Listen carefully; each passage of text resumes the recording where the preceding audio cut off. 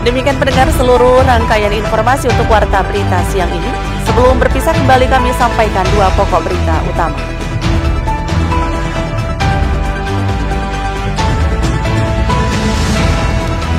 Pemerintah Provinsi Sulawesi Tenggara menargetkan pembentukan koperasi merah putih di seluruh kabupaten kota segera rampung.